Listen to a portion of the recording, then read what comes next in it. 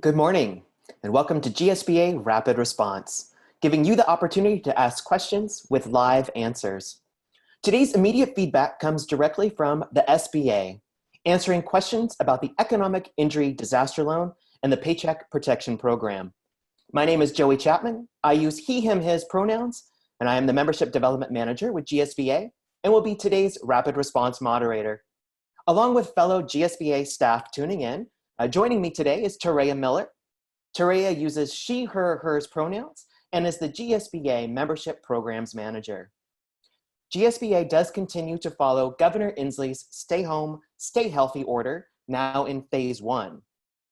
Our staff members are practicing physical distancing, working remotely, while staying socially connected with our up-to-date GSBA COVID-19 emergency resource page, which now includes Washington State's reopening and recovery plan, and of course, GSBA Rapid Response. So how will our format work today? This format allows you to gauge with a professional on questions in the wake of COVID-19. Today we are streaming both on Zoom and Facebook Live. Throughout the hour, please feel free to ask questions of our guest in the Q&A features. Tareya and I will both be following along, doing our best to ensure your questions get answers. Additionally, if you are on our Zoom feature, please go ahead and utilize that chat feature at the moment to introduce yourself. Let us know that you're attending and let us know the business that you represent. So today we would like to welcome our very special guest back, Mark Costello, SBA Deputy District Director. Hi, Mark. Hey, how you doing, Joey? Doing the best that I can, for sure. You know, excellent. We're very thankful to have you back, and would love to give you a moment to reacquaint yourself with our GSBA members. You bet. Great. Thank you so much. We visited probably a couple weeks ago, and I had an opportunity to share some of the programs that SBA was making available to assist businesses trying to cope with this economic crisis that has resulted from the COVID-19 situation. And specifically at that time, we were talking about the Paycheck Protection Program as well as the Economic Injury Disaster Loan Program. And so what I think I'm hoping to do today is just provide a little bit of reacquaintance with those tools, and then provide an update as far as where they are right now, and what opportunities are available for business owners at this point relative to those two emergency programs that have been made available. So backing up a little bit on this, you guys might recall that early on, SBA rolled out what we call our Economic Injury Disaster Loan Program, which is a variation of our typical sort of historically available disaster loan program, only this time designed specifically for businesses impacted by the COVID-19 situation. This has probably been right around the middle of March, maybe the 20th of March or so, when the program was rolled out. So it's probably 6 or 7 weeks, maybe 8 weeks in at this point in time. The program itself, I think, has been met with some mixed results at this point, and I just want to try to be candid for the folks that are on the call that may have made application for one of these loans.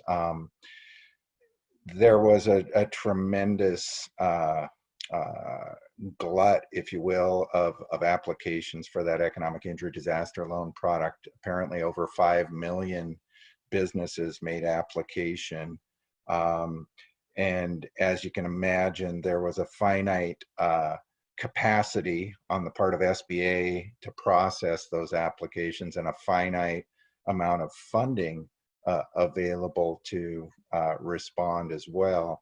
And so as a result, what we've seen is a fairly modest number of those many applications having actually been approved loans.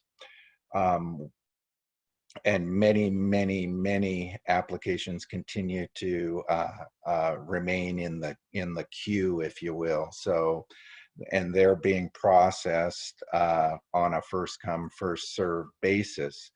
The positive news is that as a result of the CARES Act and then the subsequent funding for the second round of CARES, the disaster program was able to initiate what they called a quick cash advance.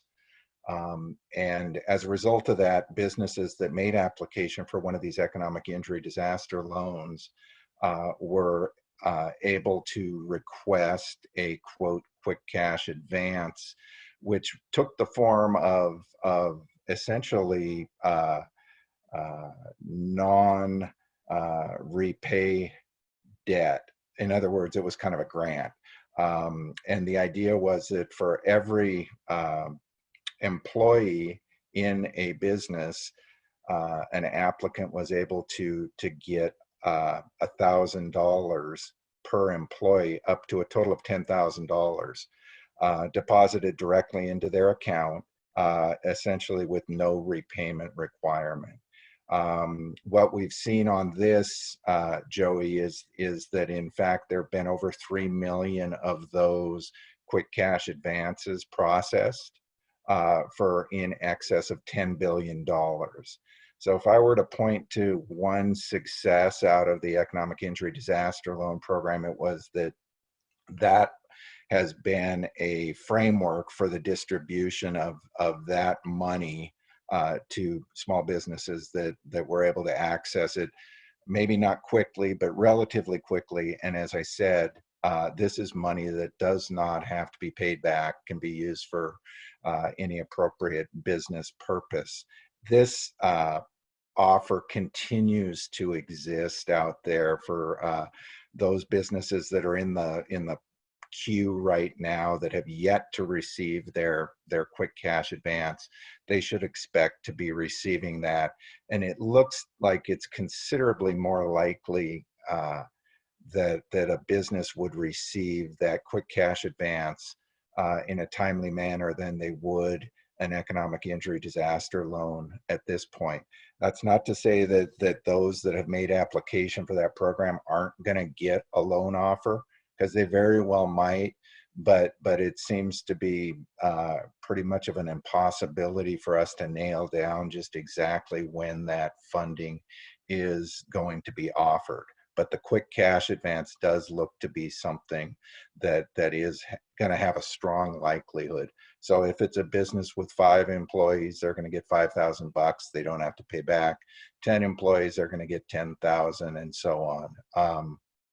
So Mark, So again, from the standpoint of trying to identify a viable opportunity out of that program, that's more than likely what I would point to. it's Yeah, good go ahead, information. Joe. I was going to say, our nation's, small businesses, they're definitely facing a unprecedented, economic disruption due to COVID-19 outbreak. And, with the additional funding provided by COVID-19 relief package, you sort of alluded to this. What does one need to provide, or could you provide a better understanding of the eligibility then for businesses in this second round? Yeah, absolutely. And maybe it would be helpful, Joey, if I pivoted just a little bit to talk about the Paycheck Protection Program, and we can kind of cover the overall eligibility of what's out there and what's going to be required. That'd be great. Yeah, kind of an understanding Yeah. between the two. Yeah, absolutely. So again, kind of going back to our conversation of a couple of weeks ago, the other really what has turned out to be the primary tool for emergency financial assistance for small businesses was what they call the Paycheck Protection Program. And this came out of the CARES Act.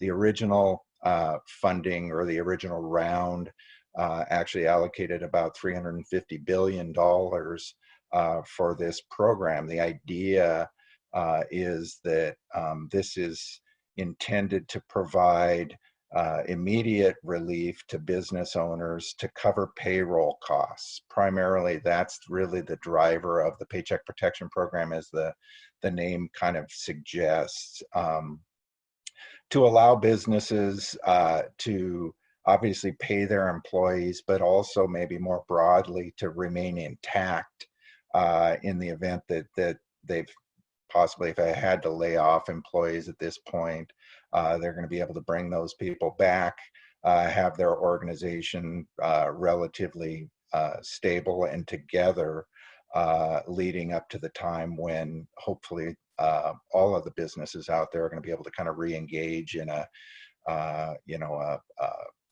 an earnest manner. Hopefully that's going to be coming soon. I know in a lot of cases there are businesses that maybe haven't necessarily had to close, but there are a lot of them that have had to. So the idea here was to provide a tool, again, to pay employees and to provide for kind of cohesiveness of those small business organizations so that they would be ready to re-engage at such time as the economy sort of turns back on, if you will. That first round of funding went very, very quickly. As I said, it was about $350 billion. The method through which this is being done is SBA is working with our participating lending institutions who are actually providing the financing. So they're pushing the money out. SBA is providing 100% guarantee to those institutions.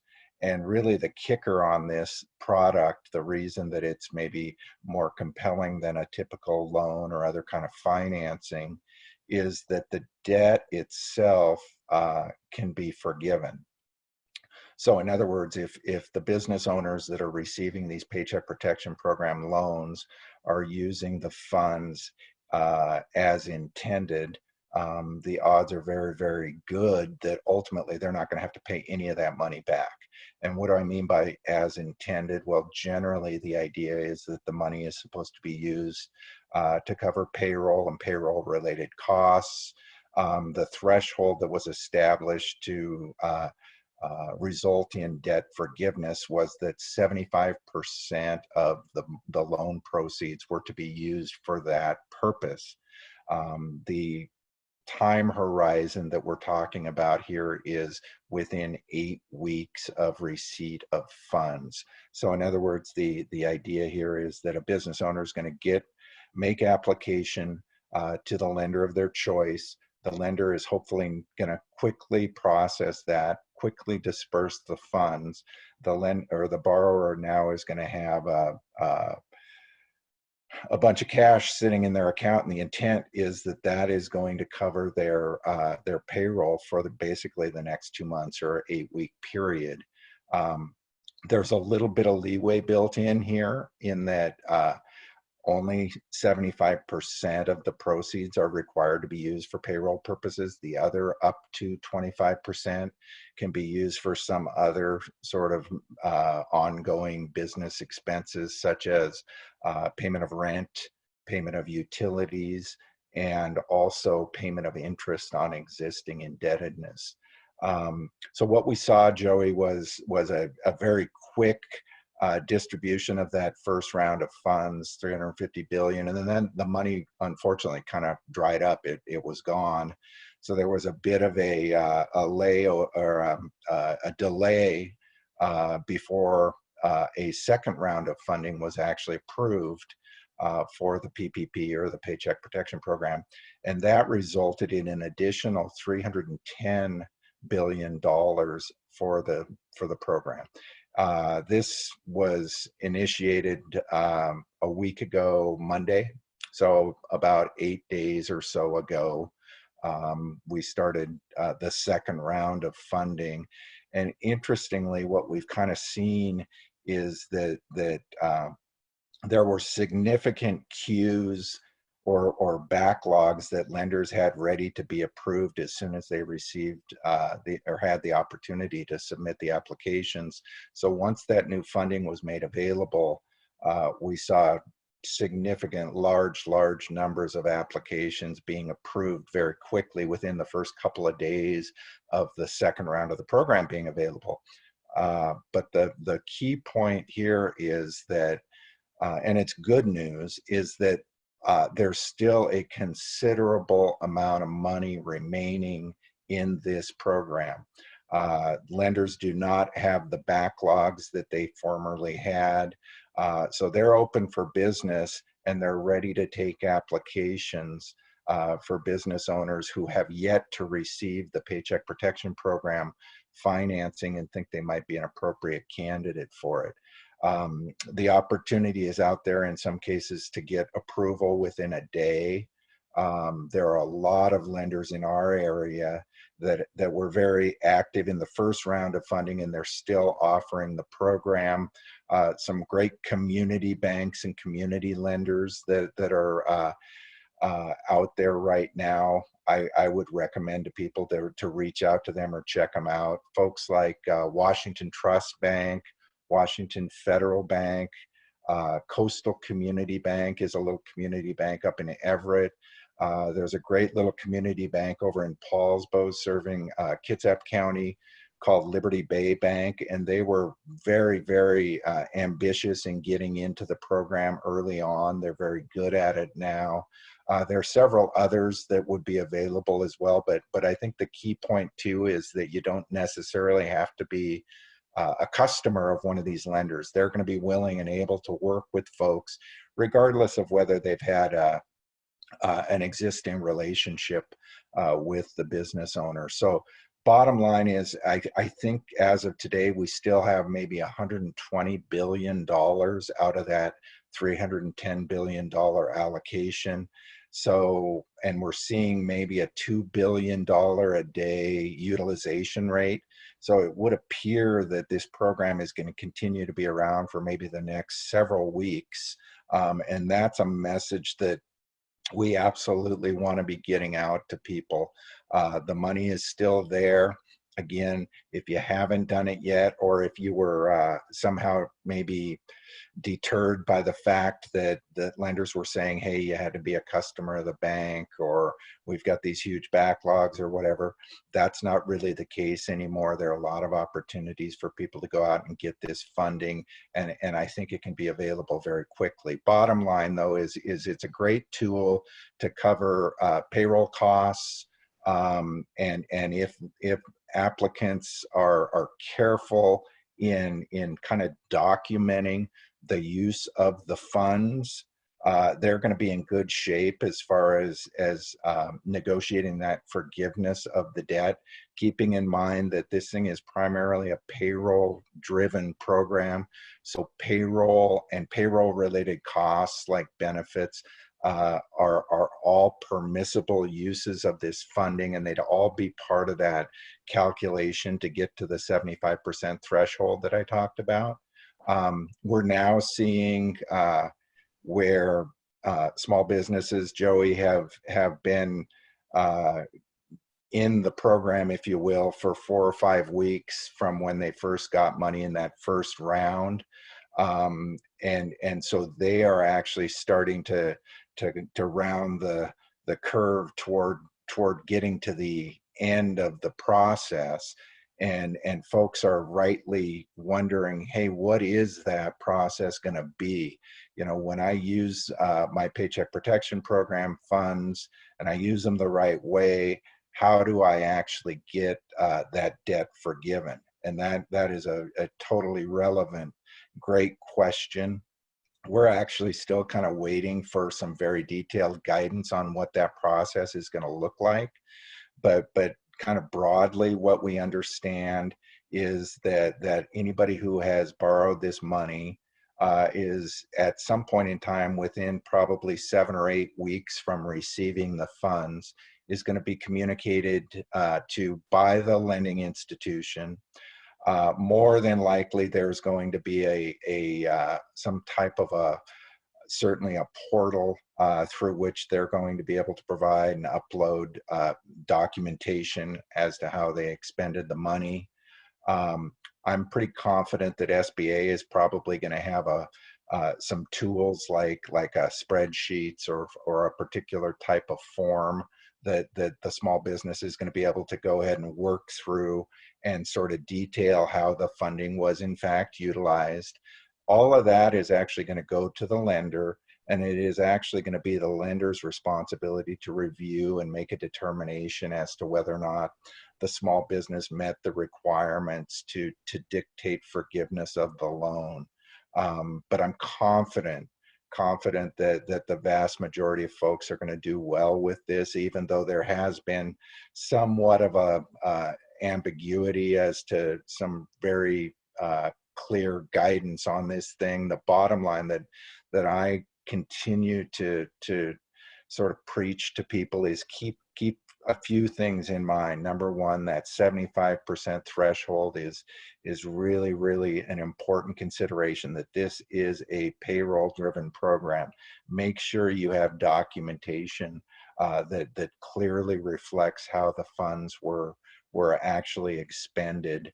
And if you're one of the things that people are kind of rightfully so challenged by is kind of the idea of, hey, what are we talking about in terms of, is it payroll dollars? Is it number of people that we're focused on here? Because some of the guidance talks about basically the idea is that we want businesses to have funds that are going to allow them to reconstitute their payroll, their staff, to a level consistent with what was in place prior to this crisis. So what I'm kind of telling people is the way that the loan amount is going to be calculated is typically going to be based on 2019 average monthly payroll. And what they're going to see is that they're going to be able to get typically 2.5 times that average monthly payroll. So as an example, if a business has a $100,000 average monthly payroll from 2019, they would qualify for a $250,000 Paycheck Protection Program loan. So what I'm kind of telling people is that's one of the key metrics, is you want to make sure that you're spending at least 75% of that 250,000 on payroll. And they might rightly ask, well, what about personnel? Are you saying, what about that? Do we have to bring back the same number of people that we had directly before the crisis? And what I'm telling them is that's generally the idea, but more specifically, that average 2019 payroll figure on which the loan amount is actually based also corresponds to a certain level of head count or a certain amount of staff. And I think people should really look at that as the number that they're striving to get back to, whether that's rehiring, whether that's retaining, or even hiring new people. It may be ultimately, Joey, that they're not able to get there. And one of the things that's happening is people have been laid off, and they're receiving the enhanced unemployment. And in some cases, that's preferable to the offer that they might be receiving from a small business as a result of a Paycheck Protection Program. Mark, I wanted to circle back. All the business owner can do in that case is make the offer. The bottom line that I wanted to just share to kind of wrap that up, Joey, is that logically somebody might say, well, what if I can't hire all my people back? What I would say to them is, you don't have to spend all the money. In other words, if you can maintain that 75% proportion as payroll of the money that you do spend, you're going to be good as far as forgiveness. You simply pay the loan down with the unspent portion, and you document how you did spend the money that was used. And if you hit that 75% threshold, you're going to be in good shape. That was a lot of material on the Paycheck Protection Program, so I'll turn it back over to you, Joey. You had a question for me? It's important information, so it's great for us to be able to get that out here during the first portion, of our hour together. So thank you so much. I just wanted to circle back. You were mentioning about institutions that were lending still for the second round. And we actually got Absolutely. word here at GSBA yesterday from the chief executive officer from Verity Credit Union stating that they still have capacity as well. So the opportunities are definitely out there. Excellent. Mark, I'd love to go ahead and use the second portion of our hour together to really dive into the rapid response Q&A portion. Sure. So Absolutely. without further ado, let's go ahead and toss it over to Tereya and see what our first question might be from our Q&A box. Yes. Yes, we have received loads of questions. One of the ones came in from Susan, and Susan is asking if a sole proprietor receives both PPP funds and the $1,000 EIDL advance, what must the EIDL advance be used for? And what documentation do we need to maintain for the loans to be forgiven? It's their understanding the advance is not automatically forgiven. The advance is automatically forgiven, Susan. However, it's a great question because there is a little bit of a relationship between the EIDL advance and the Paycheck Protection Program. If you do receive a PPP, Paycheck Protection Program loan, what you're going to want to do, and I'm not quite sure how this information is going to be requested, but I'm sure it will be included in that forgiveness paperwork that I speculated about. One of the questions will be whether or not you did receive one of those cash advances, a quick cash advance. If you did, and in this case, if it was $1,000, the forgiveness on the Paycheck Protection Program will be reduced by $1,000. So you just simply want to disclose that as part of your forgiveness documentation. And so basically they're saying, hey, we're not going to give you two grants, if you will, for the same thing. So that's the way that would work. Okay, and another question that came through was from Kelly. Their business is not yet 1 year old yet, nor does it have any revenue at this time. They launched at the end of February. They have overhead such as insurance and vehicle payments. Would this qualify them to have the loan forgiven? That's a great question. So for Kelly, I would say if you had employees on the payroll at that time, you would be able to qualify for the Paycheck Protection Program. Otherwise, I think you'd be a better candidate, despite what I was saying about the questionable delivery of the EIDL program. You'd be a better candidate for that program because it's a more broadly applicable financing. In other words, EIDL funds can be used for a variety of different purposes, not just limited to payroll. Mark, we had another question that came in from one of our members who owns a restaurant 2 doors down. I received funding in the first round and have the money in my account. I own a restaurant and I was forced to lay off half of my staff, including our general manager, back on March 15th.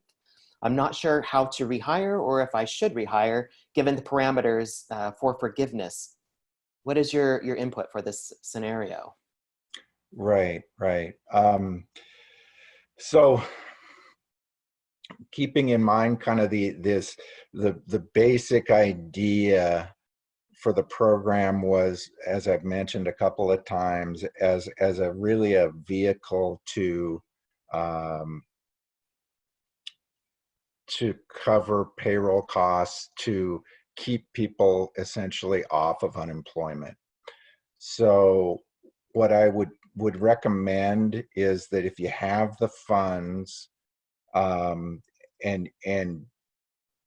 you have the ability to do so, you should look at what we talked about here a minute ago, which was, hey, what was my basically my head count from 2019, which presumably is the time frame that the the loan amount was calculated based on that average payroll of 2019. Think about trying to get back to that, even if your employees have been laid off and taken unemployment. The idea with this thing was that this would allow a business to bring those people off of unemployment, even if the business is still closed. That was the intent. And so what you would be doing, or kind of asked to do, is to make an offer to those employees that are not working for you right now. And it's a great idea to do it in a way that you can keep a record of it. And hopefully they will be able to return and come back to the company, even if the business is still closed. I know that sounds counterintuitive, but that was the intent. They're going to have to make a decision whether or not they want to continue to take unemployment or accept your offer. But my understanding is that the unemployment process is going to require that to be disclosed. But that's not your issue. That's kind of something that the employee itself is going to have to work out. You make the offer back, put it in writing in an email, and hopefully you're going to be able to bring back in some of those folks that have been laid off. You're going to be able to continue to pay anybody that you have been able to retain. And as we work through some of these phases of reopening, hopefully 8 weeks out, you're going to be in a position where you've got those people on staff. You aren't going to have to go out and hire new people, train new people. They're going to be ready to go. So that's the recommendation. And Joey, as I mentioned, I think one of the implications of that kind of scenario is maybe you're not going to be able to bring back all of your people. What basically is being my guidance would be, you do the best that you can to get to that target number. And if you can't get there, as I mentioned before, you don't have to spend all the money. Just make sure that of the money that you do spend, you're staying within that, at least that 75% threshold for payroll and payroll related expenses. And then at the end of this, you would be able to just simply take the unspent funds, pay the loan down, and you're going to be forgiven based on the money that was spent. Your debt will be forgiven. All right, we have more coming in. This one came from Stockbroker. I keep hearing conflicting guidance on my 1099 ICs. I have no employees. Will my 1099s count help with increasing the loan? Will my 1099s commissions count toward loan forgiveness? So the PPP was intended to sort of accommodate a variety of different kinds of business ownership. And so somebody that's a 1099 employer can participate in the PPP if they are, even though they don't have employers or employees themselves per se. The idea was that whether it's a 1099 or sole proprietor with no employees, even somebody in like a gig economy worker, the intent was to be able to look at that and say, okay, this person makes a certain amount of income that they rely on to live. So the PPP can actually be used to cover a percentage of that in those cases. So as far as the 1099 for a stockbroker, if they are able to identify a certain amount of compensation, whether it's commission or other, that could be included in the calculation of the loan amount and the calculation of the permissible use of loan proceeds. In other words, that person should be able to get a PPP loan, and they should be able to use the PPP loan to pay themselves based on what they typically make, and that they should in turn, if they hit that 75% threshold and use any other funds for those other allowable purposes, they should be able to have the debt forgiven. Fantastic, Mark. Okay. We have one in the chat window. I have a question on the 8-week time frame for PPP forgiveness.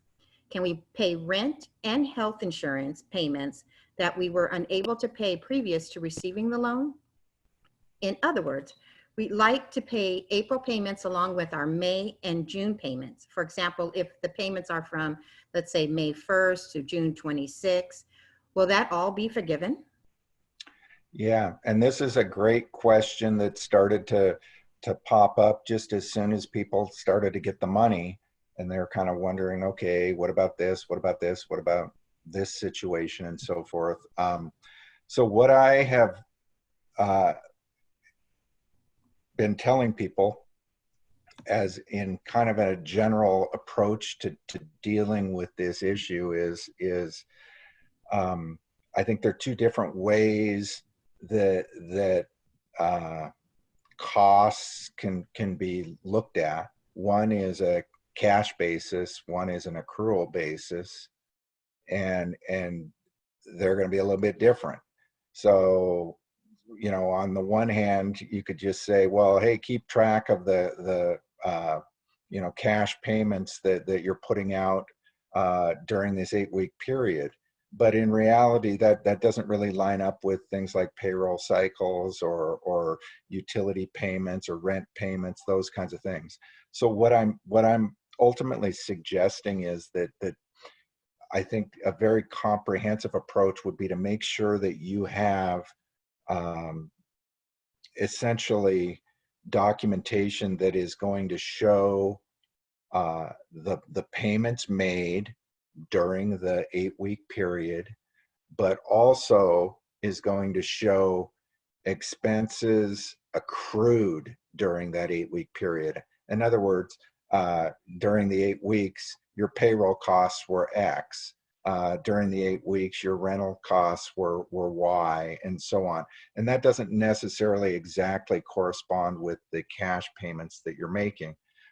So you're kind of anticipating that you'd be able to provide evidence of payment as far as a cash payments made, as well as evidence that yes, these costs were incurred during this time frame.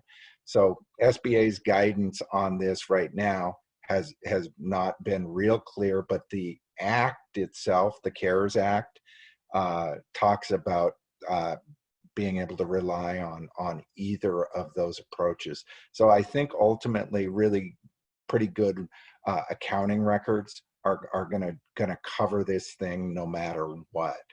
You're going to be able to show payroll records. You're going to be able to show canceled checks, any of those different kinds of things that would allow somebody to clearly illustrate that, hey, the expenses were incurred in this amount in this area during the 8 weeks, and by the way, we made all of these payments during that 8-week time frame. So again, whether you want to approach it on an accrual basis or a cash basis, you're going to have it covered. I want to make sure we thank everybody who's watching today on Zoom and Facebook Live. Your questions are coming in, and the GSBA staff is doing our best to make sure we follow up with them so we can get them proposed to Mark for some answers for you all today. Let's jump over to Facebook Live for some particular questions that have come through. One, Mark, that is regarding with the EIDL loan. This individual actually applied both in March and April for the advance, but still hasn't received it. There's a concern about the whole first come, first serve opportunity with this. So what is the SBA's response to this? Yeah, and I think I sort of alluded to this, Joey, that it's been a struggle. And I think on the positive side, at least, the results of the numbers of cash advances that have come out would indicate that that's where the focus is, and that I would hope that person is in the pipeline to be a recipient of the cash advance. considerably more money has been spent for the cash advances, as I understand it, than for loans that have actually been approved. But I think it's unfortunately an area that our agency and Treasury as well are still struggling to get their arms around, just simply because of the unprecedented amount of demand for that program. And I know it's frustrating for folks that made application in March and then maybe were asked to reapply in early April, and they still haven't seen anything and they still haven't heard anything. I know that there is a customer service mailbox and phone line set up, and while it oftentimes probably doesn't result in any really substantive information, it might be worthwhile for that person to check that, either shoot an email to the customer service folks at the Office of Disaster Assistance, or give them a call just to check the status of their application to make sure that everything is in place. More than likely, they're going to say something along the lines of, "Hey, we got your application. Applications are being processed on a first come, first served basis." And unfortunately, that's the best information that we have here at the local level. Since we are talking about the EIDL loan, there was a concern about the first $10,000 coming through being forgiven. Could you remind us, is that true? Yeah, so the way that this thing came about was when the program was initially rolled out, there was no cash advance. And then the CARES Act was signed, and the CARES Act devoted $10 billion to add this cash advance feature. So the idea with the cash advance is that it is money that doesn't have to be repaid. And as I mentioned a little bit earlier, the idea is that it's $1,000 for every employee up to $10,000. So what's happening is there's no documentation, but people are asked to provide information when they make application that allows SBA to actually just wire the money into their accounts. So people are getting these cash advances wired directly to their account. There may be an email that comes along with that, but I'm not sure. So it could be anywhere between $1,000 and $10,000, depending on the number of employees that were indicated when they made application. And again, bottom line, Joey, is it doesn't have to be repaid. Let's jump back over to Terea for our Q&A box. Excellent. Okay, we have a question that came from Aylin. I am self-employed, sole proprietor with no employees. When I calculate my salary based on 2019 monthly average for 8 weeks, I come up with 73.8%. Does that mean the PPP loan they receive won't be forgiven? So there's a process, and maybe I can follow up with you guys, Joey and Terea. There is a document that was put out that talks about how to calculate the allowable PPP loan amount based on the type of business. So there are specific guidelines for a sole proprietor with no employees, and I'd be happy to share that.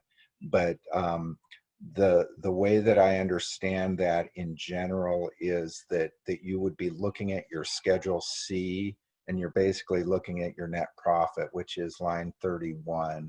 And there's a percentage of that that's allowable as your PPP loan, and I believe it's 75%. From there, I believe then the idea would be that you would be looking at 75% of that is what you could pay yourself, and the remaining up to 25% could be used for those other purposes.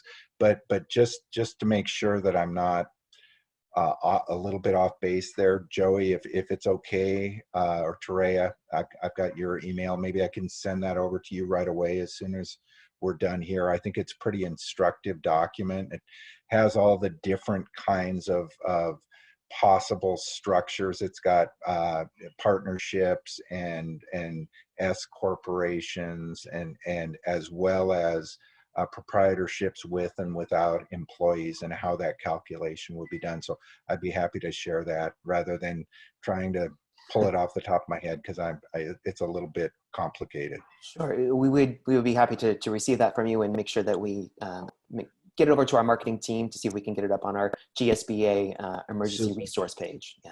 Okay. Let's go back to Trey and see if there was another question that we can follow up on while we still have a little bit more time. You bet. Okay, this one came in from Luke. What are your recommendations for returning a loan that was erroneously filled out? For example, if we included contractors as employees in our initial count. Right. Yeah. No, that's a great question, Luke. So what my recommendation would be, probably a couple different possibilities. One would be, it sounds like you have a pretty good handle on what the issue is. So if you backed those contractors out in terms of the number and the calculation that came from that. So in other words, let's say you had 10 employees, but it turns out 2 of them were contractors. You might reduce that loan amount by 20% as an approach. Or the money that you're actually going to use. You've obviously already got the money, but you could use 80%. And you go back to the bank and say, look, here's what we did. We recognize that we had a couple people that were not eligible to be considered in this. So we only spent funds that were proportionate with the number of employees that we actually have. So that would be an approach. Another approach would be to say, hey, forget it. We're concerned that we've violated the intent of the program and we're not comfortable with it, and you just pay the money back.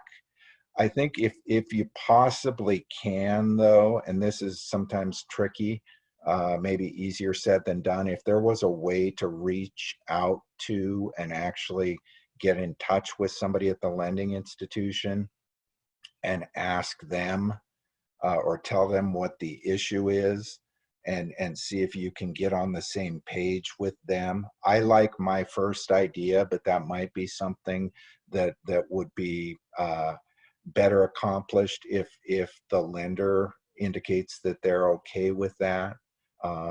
So I think that communication with the lender is going to be really important, but I think there are a couple of different options available to you in that case. Mark, it looks like there's still some concern about where funding went during the first round. Is the SBA looking at closing any loopholes or changing loan procedures that enabled those big corporations to get the PPP loans before small businesses did? Yeah. Yeah, that's a great, I mean, that's a great observation, Joey, and it's kind of been an unfortunate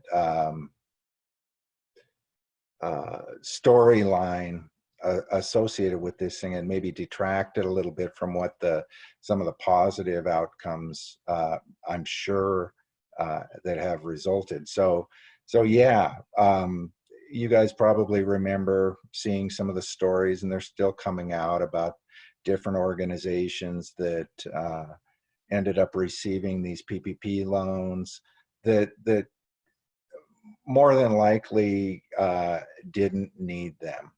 More than likely could have obtained funding through other sources, including their own liquidity, other capital markets and things like that based on the size of the businesses. And that was unfortunate. So what actually has happened since then, Joey, as to kind of closing the loopholes, is that SBA has issued additional SBA and Treasury, I should say, have issued additional guidance that really strengthens some of the certifications that the business owners are supposed to make when they apply for one of these loans. Essentially, that a couple of things. One is that the current economic. Oh, it looks like Mark froze there. Don't know if we'll be able to get him back. We are close to the top of the hour though. So we definitely appreciate everyone tuning in today. Just give it a couple more seconds to see if he pops in. Nope, looks like we may have lost him completely. So not a problem. There were several more questions that were still within our Q&A box. What we will do is go ahead and present those to Mark as soon as we can, see if we can get some answers for you. If those were your questions, definitely reach out to the membership team with GSBA. We'll do our best either way to communicate with you on these very important, questions. So we want to make sure, just to say thank you to everybody for joining us today, on Zoom and Facebook Live. If you do have any additional needs, be sure to check out the GSBA online guide and directory. There you can find a full list of members who are ready to connect with you, especially now during COVID-19. The directory is there to support you, and those are businesses that definitely support equality for all. Today, when you log off from the rapid response, be sure to take a moment to fill out the GSBA survey presented on the Zoom platform. This will help us, to better engage for future GSBA rapid response programming. Our next rapid response will take place on Tuesday, May the 19th at 10 a.m., where our guests will be Outright International. They will go ahead and discuss their research on the LGBTQ focus around the world during this pandemic. So until then, stay home and stay healthy.